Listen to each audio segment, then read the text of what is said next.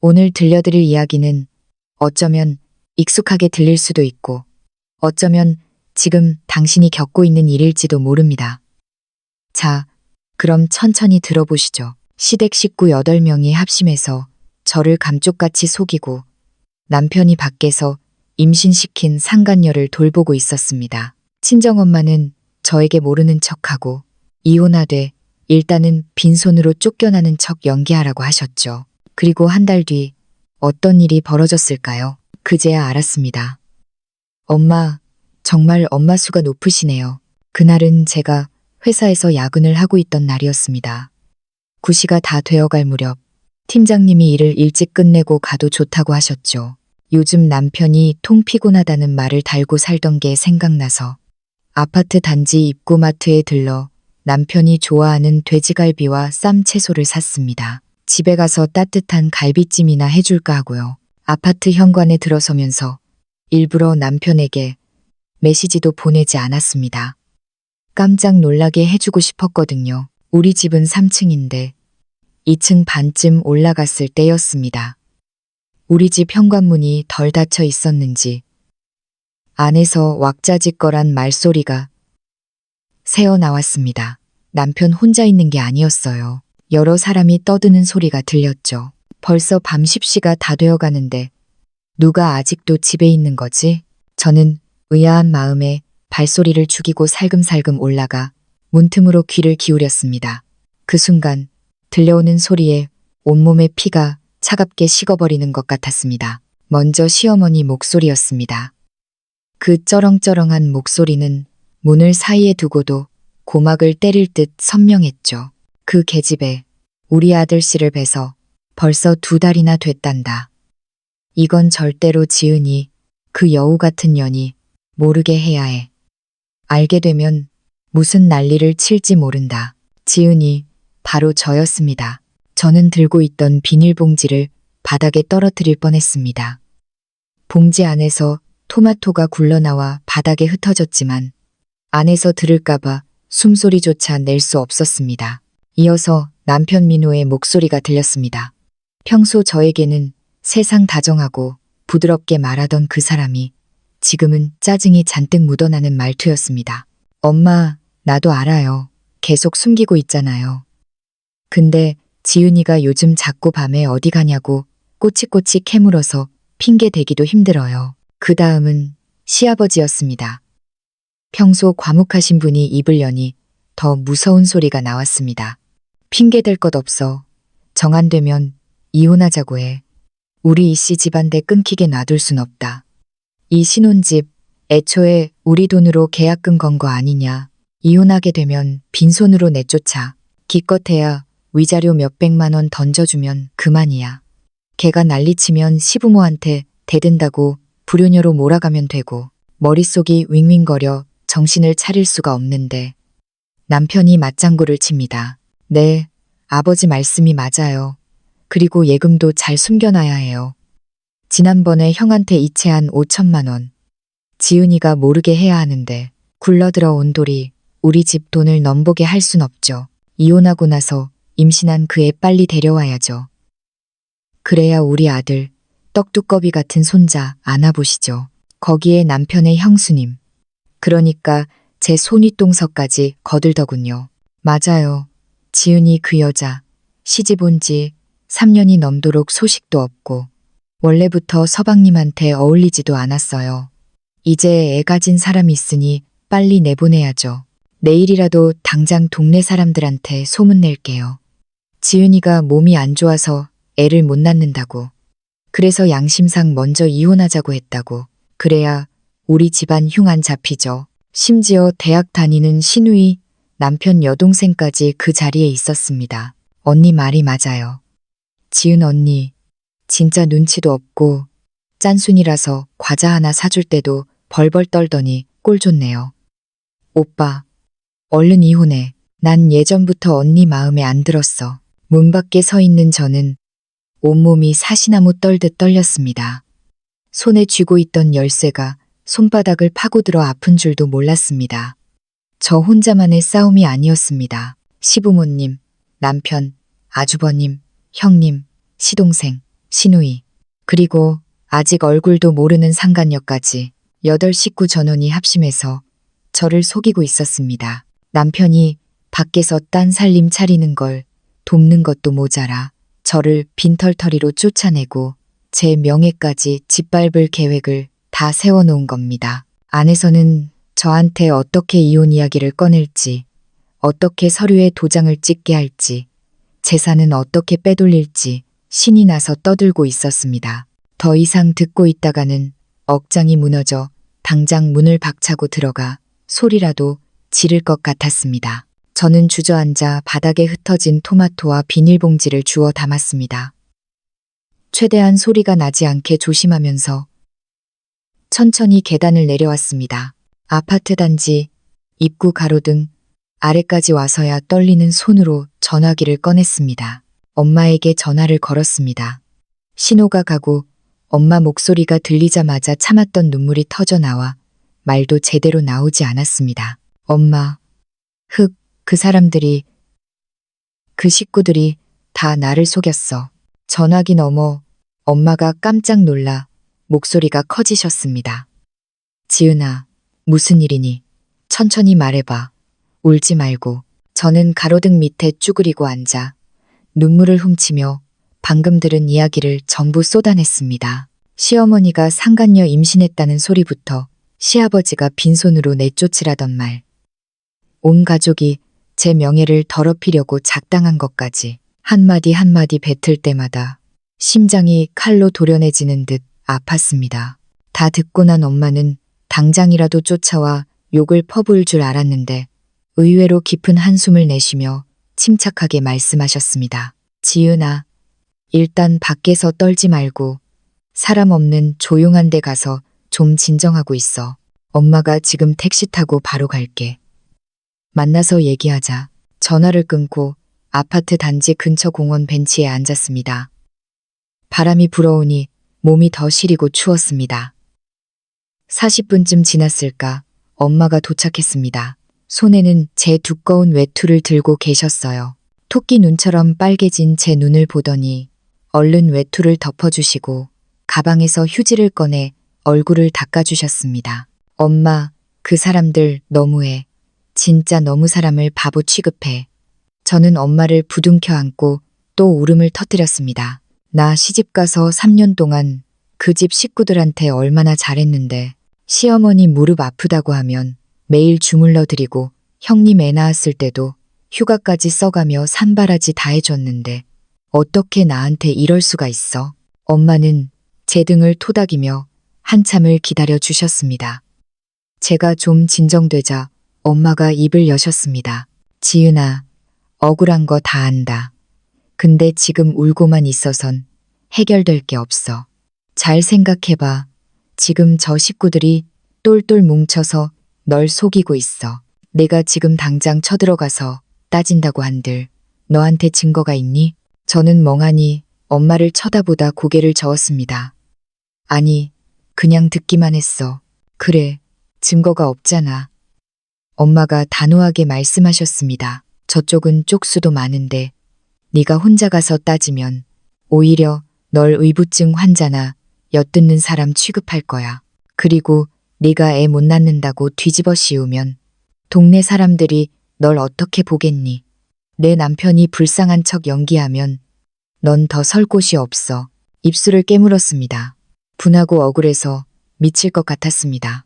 그럼 어떡해? 그냥 눈 뜨고 당해? 상간녀 안방 차지하게 두고 나는 빈손으로 쫓겨나라고?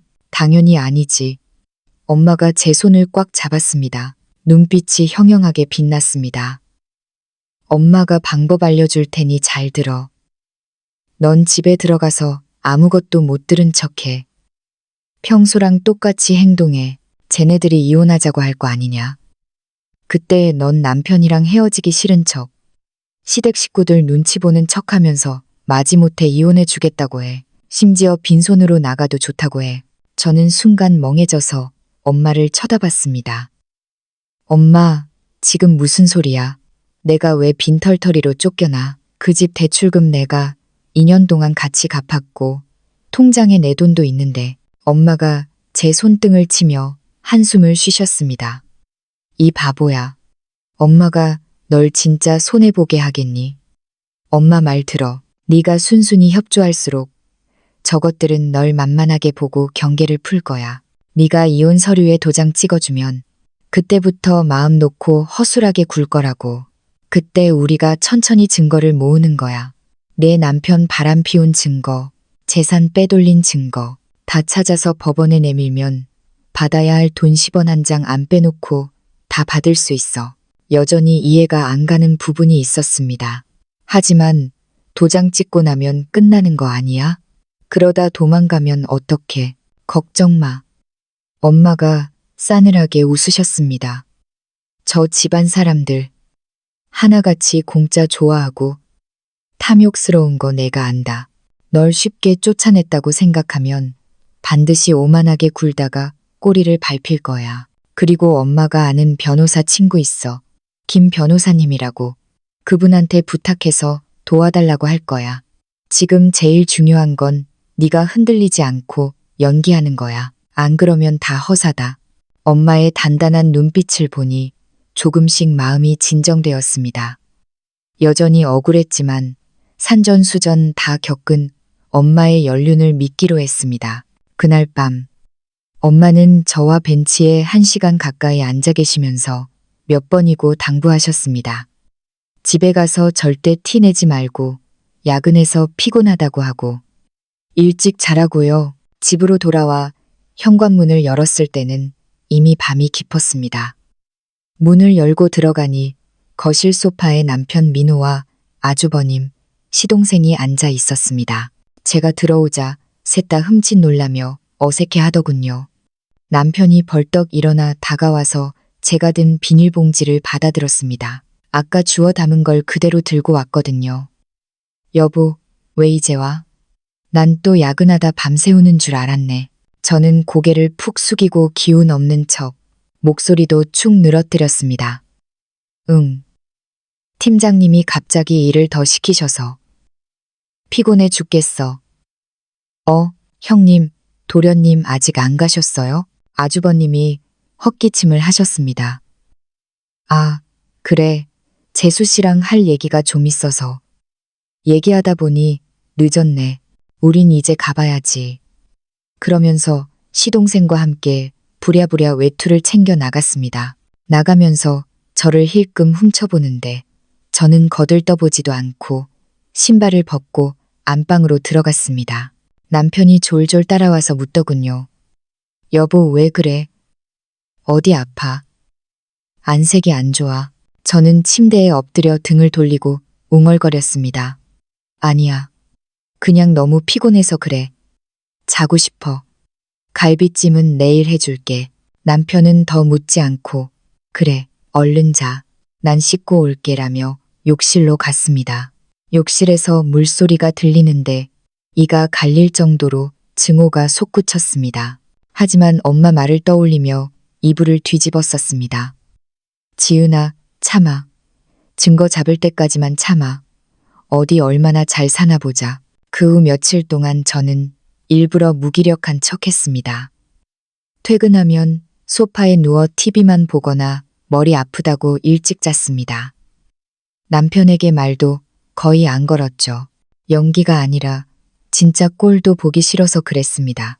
남편이 찝찝해하면서 제 눈치를 살피고 스킨십이라도 하려 하면 핑계를 대고 피했습니다. 제가 난리치기를 기다리는 모양인데 저는 절대 그 장단에 맞춰주지 않았습니다. 엄마 말씀대로 버티니 3일 만에 시어머니가 찾아왔습니다. 주말 아침 막 씻고 나오는데 현관문이 쾅쾅 울렸습니다. 문을 여니 시어머니가 장바구니를 끼고 들이닥쳤고 뒤에는 형님이 따라 들어왔습니다. 지은아, 이리 와서 앉아라. 우리 얘기 좀 하자. 시어머니는 장바구니를 부엌에 툭 던져놓고 저를 거실 소파로 끌고 갔습니다. 형님도 옆 보조 의자에 앉아 저를 감시하듯 노려봤습니다. 올 게 왔구나 싶었지만 영문을 모르는 척했습니다. 무슨 일이세요? 어머니, 갑자기. 시어머니가 헛기침을 하더니 곁눈질로 저를 흘겨보며 죄인 신문하듯 물었습니다. 지은아, 너 우리 민호랑 결혼한 지 3년 됐지. 너네 사는 꼴이 어떤지 네가 더 잘 알 거다. 저는 옷자락을 만지작거리며 기어들어가는 목소리로 대답했습니다. 잘 지내는데요.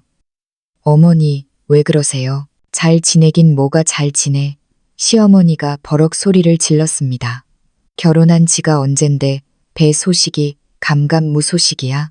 우리 집안의 민호가 독자나 다름없는데. 사실 아들 둘 더 있으면서 민호만 편애하십니다. 네가 이렇게 대를 끊어놓으면 민호 앞길 막는 거다. 속으로 코웃음을 쳤습니다. 시작됐구나. 나한테 뒤집어 씌우기. 저는 고개를 들고 눈에 눈물을 그렁그렁 매단 채 억울한 척 연기했습니다. 어머니, 저도 아기 갖고 싶어요. 근데 그게 제 맘대로 되나요? 핑계 대지 마요, 동서. 옆에서 형님이 날카롭게 끼어들었습니다. 내가 보기엔 동서 몸에 문제 있는 거야. 서방님이 전에 그러는데 병원 갔더니 의사가 동서 임신하기 힘들다고 했다면서. 염치가 있어야지. 이씨 집안 며느리 자리 차지하고 앉아서 애도 못 낳고. 그거 죄 짓는 거예요. 입술을 깨물자 눈물이 뚝뚝 떨어졌습니다. 반은 연기였고 반은 진짜 서러워서였습니다. 제가 언제 병원을 갔다고 이혼시키려고 아주 소설을 쓰는구나 싶었습니다. 시어머니는 제가 우는 걸 보고 마음 약해지기는 커녕 더 기고만장해졌습니다. 지은아, 돌려 말 안 하마. 너 우리 민호랑 이혼해라. 너도 너 좋다는 사람 다시 만나고. 민호도 애 낳아줄 사람 만나야지. 그게 서로 좋은 거다. 저는 더 서럽게 울며 어깨를 들썩였습니다. 어머니, 저 이혼하기 싫어요. 저 민호 씨, 사랑해요. 이때 타이밍 좋게 남편이 밖에서 들어왔습니다. 이 상황을 보더니 짐짓 놀란 척, 안쓰러운 척 제 손을 잡더군요. 여보, 울지 마. 사실 나도 당신이랑 이혼하기 싫어. 근데 엄마가 매일 손자 못 보면 죽어버리겠다고 난리를 치시니 나도 어쩔 수가 없어. 효도하는 셈치고 속으로 침을 뱉었습니다. 연기 대상감이네. 시어머니는 남편이 바람을 잡으니 얼른 가방에서 서류 봉투를 꺼내 제 앞에 던졌습니다. 이게 이혼 합의서다. 집은 우리 쪽에서 계약금 된 거니까 너랑 상관없고 예금도 얼마 없으니 위자료 명목으로 500만 원 주마. 도장 찍으면 오늘 바로 돈 줄 테니 짐 싸서 나가라. 합의서를 집어들고 꼼꼼히 읽는 척했지만 한눈에 봐도 뻔했습니다. 모든 재산 포기, 위자료 500만 원. 이건 합의가 아니라 강도질이었습니다. 저는 떨리는 손으로 남편을 쳐다봤습니다. 민호 씨, 당신도 내가 나가야 한다고 생각해? 남편은 고개를 돌려 제 눈을 피했습니다. 여보, 미안해. 나도 방법이 없어. 알겠어요. 찍을게요. 제가 갑자기 작게, 하지만 단호하게 말하자 시어머니와 형님이 멈칫했습니다. 이렇게 쉽게 승낙할 줄 몰랐겠죠. 이내 얼굴에 회심의 미소가 번지더군요. 시어머니가 얼른 볼펜을 쥐어주었습니다. 그래, 지은이 네가 눈치가 있구나. 진작 이럴 것이지. 저는 손가락 마디가 하얗게 질리도록 펜을 꽉 쥐고 합의서에 제 이름 서지은 3글자를 적었습니다. 펜을 탁자에 내려놓고 눈물을 흘리며 안방으로 들어갔습니다. 짐 쌀게요. 오늘 나갈게요. 안방 문을 닫자마자 거실에서 시어머니와 형님의 웃음소리가 들렸습니다. 그 소리가 얼마나 역겹던지. 내가 뭘 했어. 제 맹탕이라서 다루기 쉽다고 했잖아. 500만 원에 떨어져 나가네. 그러게 말이에요. 난리 칠 줄 알았더니 겁쟁이였네. 남편의 안도하는 목소리도 들렸습니다. 얼른 돈 줘서 보내요.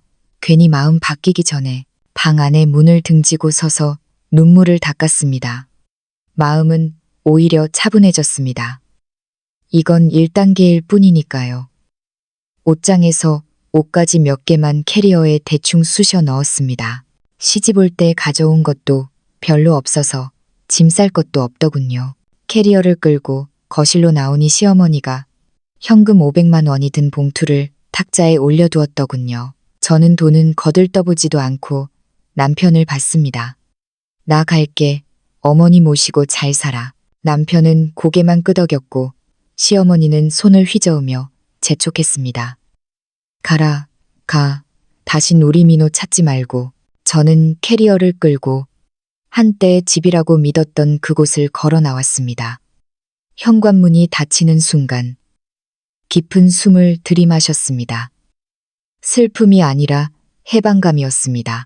핸드폰을 꺼내 엄마에게 메시지를 보냈습니다. 도장 찍었어. 지금 나왔어. 엄마에게서 바로 답장이 왔습니다. 잘했다. 엄마가 예전에 네가 자취하던 오피스텔 앞에 와 있어. 그리로 와. 캐리어를 끌고 아파트 단지를 빠져나오는데 햇살이 비쳤습니다. 춥지만 마음만은 환했습니다. 이민호, 시어머니, 그리고 너희 식구들 딱 기다려. 이 500만 원 10배, 아니 100배로 토해내게 해줄 테니까. 단지 입구에 엄마가 택시 옆에서 계셨습니다. 손에는 보온 도시락통을 들고 계셨죠. 저를 보자마자 달려와 얼굴을 만지며 물으셨습니다. 괜찮니? 얼른 타자. 엄마가 어제 사람 시켜서 오피스텔 싹 청소해놨어. 택시에 타자마자 엄마가 도시락통을 여셨습니다. 따뜻한 사골 국물과 계란말이가 들어있었어요. 아침도 못 먹었지.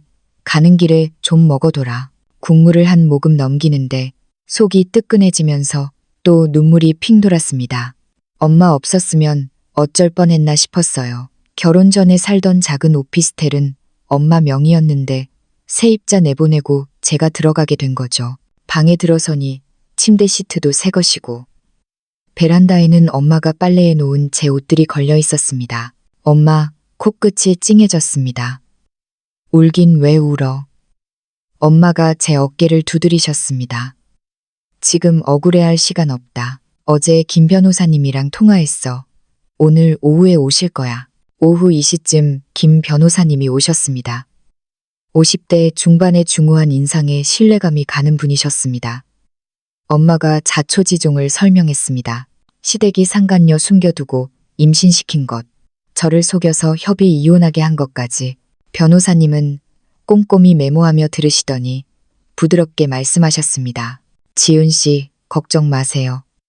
충분히 승산 있습니다. 다만 증거가 필요합니다. 첫째, 남편의 외도 증거 녹음, 사진, 증인. 둘째, 재산을 빼돌린 내역 상간녀나 가족에게 이체한 기록. 셋째, 상간녀의 임신 사실과 시기, 특히 임신 시기가 혼인 기간 중이라는 걸 증명해야 합니다. 저는 고개를 끄덕이며 말했습니다. 변호사님, 저 그날 문 밖에서 다 들었어요. 녹음은 못했지만 아주버님한테 5천만 원 보냈다는 얘기, 그리고 상간녀 집에 자주 간다는 얘기 들었어요. 녹음 못한 건 아쉽지만 괜찮습니다. 일단 은행 가서 혼인 기간 중 공동 계좌 거래 내역을 떼보세요. 최근 1년치, 특히 6개월 내에 큰돈이 빠져나간 게 있는지 확인해야 합니다. 그리고 상간녀 사는 곳 아시나요? 그날 시어머니가 햇살 가든 아파트라고 하는 거 얼핏 들었어요. 남편이 술 취했을 때 왕비서라고 저장된 사람한테 보낸 카톡의 주소가 떴던 기억도 나고요. 동호수는 정확히 모르는데 엄마가 옆에서 거드셨습니다. 햇살 가든이면 내 친구 박 여사가 거기 살아. 내가 부탁해서 좀 알아봐 달라고 할게. 배부른 젊은 여자가 민호 또래 남자랑 다니는 거 본 적 있는지. 변호사님이 고개를 끄덕였습니다. 좋습니다. 그렇게 하죠. 은행 가실 때 신분증이랑 이혼 확인서 꼭 챙겨서 상세 내역으로 떼세요. 오후에 은행으로 달려갔습니다. 남편과 같이 쓰던 생활비 통장 내역을 뽑아보니 기가 막히더군요. 아주버님 성훈 씨에게 5천만 원, 그리고 이수진이라는 여자에게 200만 원, 150만 원, 30만 원. 야금야금 보낸 돈이 수두룩했습니다. 가장 최근 송금은 보름 전이었습니다. 이 돈들, 저한테는 한마디 상의도 없던 돈이었습니다. 거래 내역서를 챙겨 햇살 가든 아파트로 갔습니다. 엄마 친구분인 박 아주머니가 정문에서 기다리고 계셨습니다. 아이고, 지은이 왔니? 네, 엄마한테 얘기 다 들었다. 천하의 몹쓸 인간들.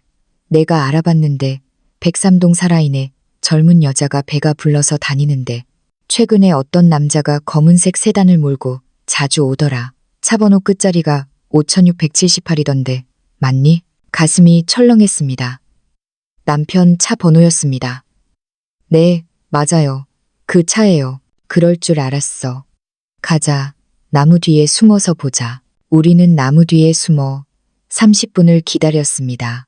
익숙한 검은색 차가 들어오더니 백삼동 앞에 섰습니다. 남편이 과일 바구니를 들고 내리더군요. 종종걸음으로 들어가는 뒷모습. 차 번호판까지 핸드폰으로 선명하게 찍었습니다. 박 아주머니가 옆에서 혀를 찼습니다. 저 남자 일주일에 서너 번은 와. 자고 갈 때도 있고 며칠 동안 저는 틈만 나면 햇살 가든에 가서 잠복했습니다. 남편과 그 여자 이수진과 팔짱 끼고 마트 가는 사진. 인부복 입은 여자가 배를 내밀고 걷는 사진을 다 찍었습니다. 배가 제법 나와 있더군요. 엄마는 박 아주머니를 통해 같은 층 주민에게서 증언도 확보했습니다. 2달 전에 이사 왔는데 남자가 이삿짐 다 날라줬고 이혼하면 바로 결혼식 올리자고 떠드는 걸 들었다고요. 이 모든 증거를 모아 김 변호사님께 넘겼습니다. 변호사님은 증거는 충분합니다. 이제 가장 확실한 타이밍에 터뜨리기만 하면 됩니다. 그때까지 절대 들키지 말고 평소처럼 지내세요 라고 하셨습니다. 저는 햇살 가든 근처 마트에 캐셔로 취직했습니다. 일부러 그 근처를 골랐습니다. 일을 하면서도 가끔 장 보러 온 아주버님 댁 형님을 마주쳤는데 저를 보더니 비웃더군요. 어머 동서, 아니 서지은 씨? 이혼하더니 이런 데서 일해? 꼴이 말이 아니네. 혹시 미련 남아서 얼쩡거리는 거 아니야? 저는 못 들은 척 고개를 숙였습니다. 속으로는 칼을 갈았죠. 웃을 수 있을 때 실컷 웃어둬라. 그러던 어느 날 결정적인 일이 터졌습니다. 마트 계산대에서 일하고 있는데 예전 아파트 입주민 단톡방 알림이 울렸습니다. 누가 캡처 사진을 올리며 시끄럽다고 불평하더군요. 사진을 확대해 보니 제 시어머니의 카카오 스토리 캡처였습니다. 사진 속에는 상간녀 이수진이 제가 아끼던 그 소파에 앉아 있고 시어머니가 옆에서 사과를 깎아 바치고 있었습니다. 멘트가 가관이었습니다. 우리 집안의 복덩이, 귀한 손주 품었으니 내가 모셔야지. 얼른 나와라, 우리 똥강아지. 댓글에는 남편이 엄마 고생하시네, 효도할게요 라고 달고 시누이는 드디어 조카 생긴다. 누구처럼 자리만 차지하고 밥만 축내는 식충이랑은 차원이 다르네라고 비꼬아 놨더군요. 누가 봐도 제 얘기였습니다. 손이 부들부들 떨려서 핸드폰을 떨어뜨릴 뻔했습니다. 옆자리 동료 미정 씨가 걱정스레 물었습니다. 언니, 왜 그래요? 어디 아파요? 아니, 아무것도 아니야. 미정 씨가 주위를 살피더니 조용히 말했습니다. 언니, 저번에 언니 전 시어머니가 채소 가게 아줌마한테 떠드는 거 들었는데요. 언니가 불임이라서 쫓겨난 거라고. 위자료 500만 원도 불쌍해서 쥐어준 거라고 소문내고 다니더라고요. 오히려 차분해졌습니다. 이것들이 진짜 갈 때까지 가는구나. 알려줘서 고마워 미정씨. 이틀 뒤 퇴근길에 마트 앞에서 시어머니와 상간녀를 딱 마주쳤습니다. 이수진은 분홍색 인부복을 입고 시어머니 팔짱을 낀 채 행복하게 웃고 있더군요. 피하고 싶었는데 시어머니가 저를 보더니 큰 소리로 불렀습니다. 어머, 이게 누구야?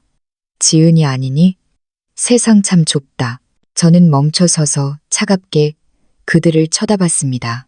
시어머니는 보란듯이 상간녀 배를 쓰다듬으며 말했습니다. 인사해라. 이쪽은 우리 민호짝 수진이다. 곧 우리 집안 며느리 될 사람이야. 수진아, 인사해. 민호 전처야. 이수진이 저를 위아래로 훑더니 가소롭다는 듯 웃으며 말했습니다. 안녕하세요, 언니. 민호 오빠랑 저 진심으로 사랑하는 사이예요. 축복해 주셨으면 좋겠어요. 진심으로 사랑? 남의 가정 파탄 내는 게 사랑인가? 무시하고 가려는데 시어머니가 제 팔을 낚아챘습니다. 어딜 가니? 내 말 안 끝났다. 수진이가 아들 가졌단다. 의사가 고출해. 우리 집안에 복이 들어오려나 보다. 3년 동안 무소식이던 너랑은 다르네. 제가 팔을 뿌리쳤습니다. 이거 놓으세요. 아들이든 딸이든 저랑 상관없으니까. 마침 남편 차가 멈추더니 남편이 헐레벌떡 뛰어왔습니다. 이수진을 자기 뒤로 숨기며 저에게 소리치더군요. 서지은, 너 지금 뭐 하는 거야? 임신한 사람한테 해코지라도 하려고. 그 모습을 보니 마지막 남은 정마저 싹 사라졌습니다. 이민호, 내 엄마가 날 잡고 안 놔준 거야. 그리고 내 여자가 시비 건 거고, 양심이 있으면 내 엄마 입단속이나 시켜. 내 탓이라고 헛소문 내지 말고. 남편 얼굴이 울그락불그락해지더니 서둘러 두 여자를 차에 태웠습니다. 차가 멀어지는데 창문으로 이수진이 고개를 내밀고 저를 보며 시익 웃더군요. 엄마에게 전화해 이 사실을 알렸더니 엄마가 웃으셨습니다. 지은아, 쟤네들 저러는 거 다 업보로 돌아간다. 김 변호사님이 그러는데 계좌 내역 확인 끝났대. 혼인 기간 중에 넘어간 돈 맞고 상간녀 임신 시기도 딱 겹친단다. 이제 대의만 잡으면 돼. 그런데 며칠 뒤 시댁 식구들이 또 찾아왔습니다. 이번엔 돈 문제였습니다. 사실 이혼하고 나올 때 엄마가 제게 몰래 쥐어준 통장이 있었습니다. 엄마 노후 자금인데 제가 기죽지 말고 살라고 주신 거였죠. 근데 그걸 어떻게 알았는지 시어머니 귀에 들어간 겁니다. 퇴근길 골목에서 승합차 문이 열리더니 아주버님, 성훈, 남편, 그리고 험상무는 남자 하나가 내렸습니다. 아주버님이 앞을 막아서더군요. 재수씨, 아니 서지은씨, 잠깐 얘기 좀 하지. 비키세요. 무슨 짓이에요? 아주버님이 비열하게 웃었습니다. 우리 집 돈 내놔. 내 엄마가 너한테 큰돈 줬다며. 그거 우리 민호한테서 빼돌린 돈이지? 혼인 중에 숨겨둔 비자금 아니냐고. 무슨 헛소리예요. 그건 우리 엄마가 평생 모은 돈이에요. 증거 있어요?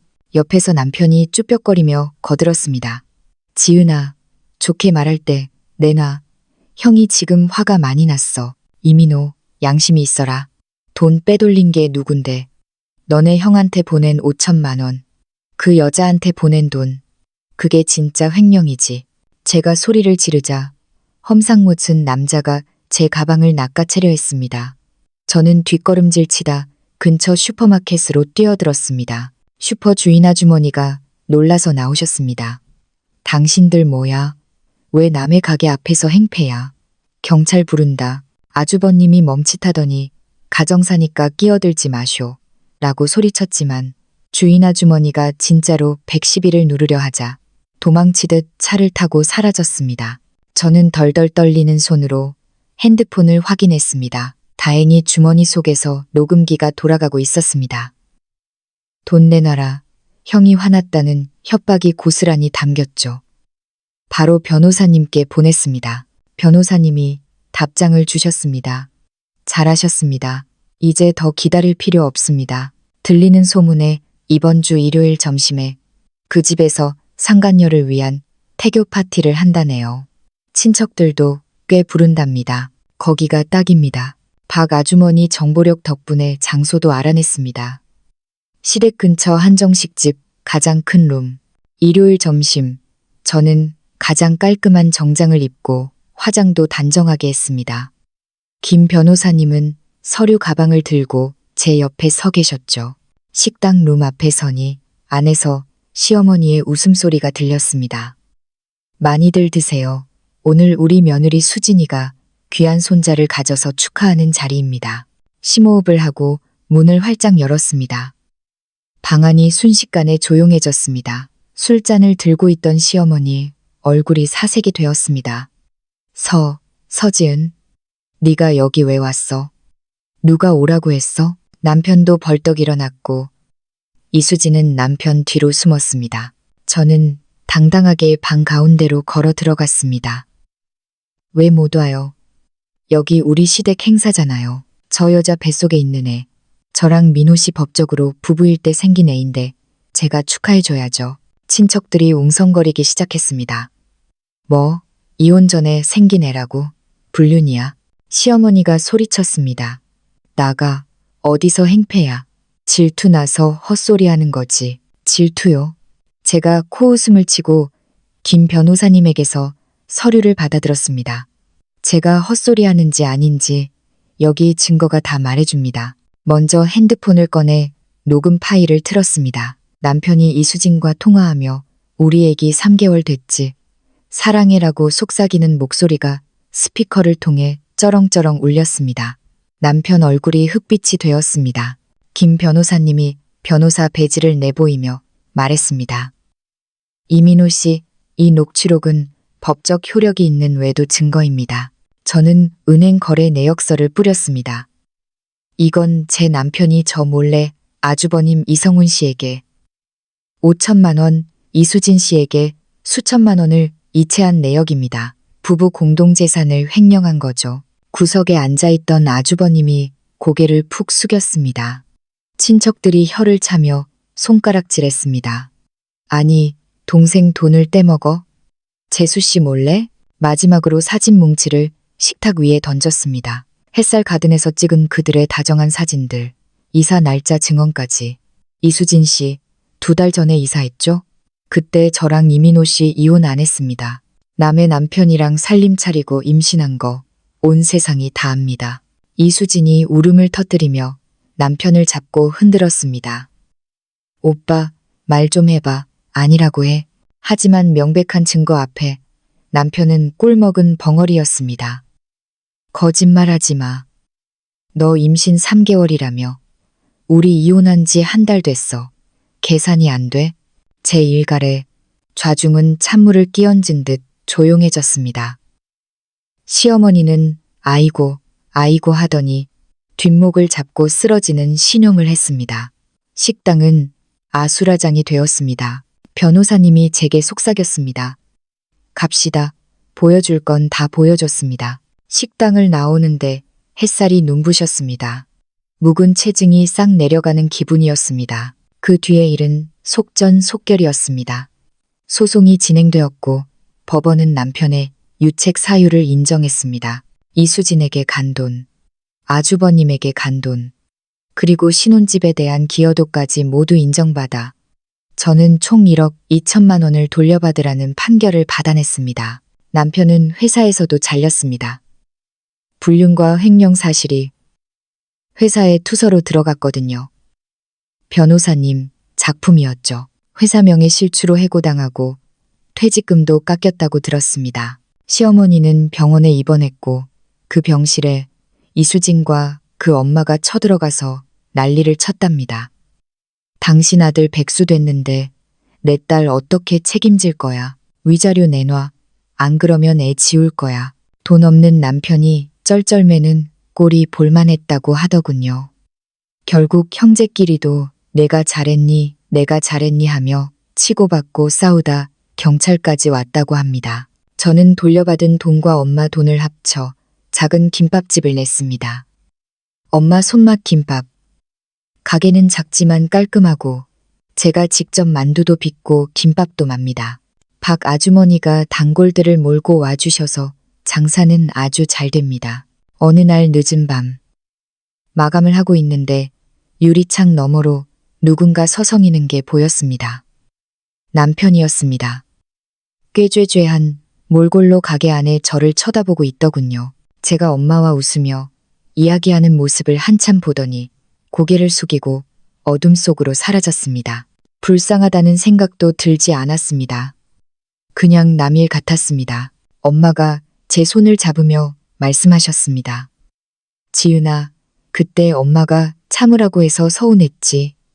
이것 봐라. 참으니까 이기는 날이 오잖아. 네, 맞습니다. 그때 감정에 휘둘려 막무가내로 싸웠다면 증거도 못 잡고 빈손으로 쫓겨났을 겁니다. 인생을 살면서 배운 게 있습니다. 첫째, 억울할수록 냉정해야 한다는 것. 둘째, 내 밥그릇과 권리는 내가 챙겨야 한다는 것. 그리고 셋째, 어른 말 들어서 나쁠 거 하나 없다는 것입니다. 지금 저는 고소한 참기름 냄새가 나는 제 가게에서 누구보다 행복하게 살고 있습니다. 제 진짜 인생은 이제부터 시작이니까요.